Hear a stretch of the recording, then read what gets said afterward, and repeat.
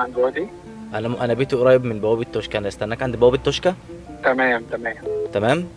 طب عرفني معلش بس كام واحد؟ احنا 3 افراد، انا عندي انا وامي واخويا الصغير. خلاص تمام ماشي. تمام ماشي يا محترم ماشي. انا لحد دلوقتي مش مصدق ان هو وافق، مصدق ان هو فعلا هيجيب اوردر غير لما الاقي الدليفري قدام عيني. فانا هتحرك دلوقتي اروح استناه عند بوابه توشكا. اول ما الدليفري يرن عليا هفتح الكاميرا، لو الدليفري ما رنش عليا هفتح لكم الكاميرا واقول لكم ان كل ده بلح. قول يا باشا. بقول لك دي غلط عني. حضرتك الدليفري؟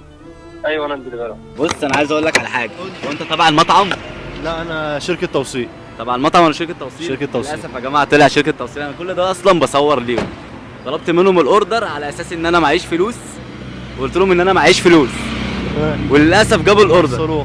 بجد انا مبسوط جدا. انا هروح لهم المطعم دلوقتي اصلا. يا جماعه انا مش مصدق لحد دلوقتي ان هو فعلا بعت اوردر.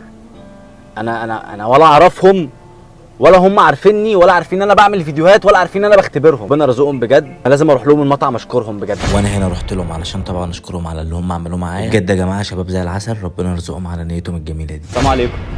ممكن توطي الاغاني ثانيه بس كده عشان عايزك. على فكره انا اللي كنت طالب الاوردر، اللي كنت بكلمك وبرن عليك بقول لك ان انا والدتي ست مسنه، وان ايه انا والدتي ولا ست مسنه ولا حاجه، وكل ده كان اختبار ليكم.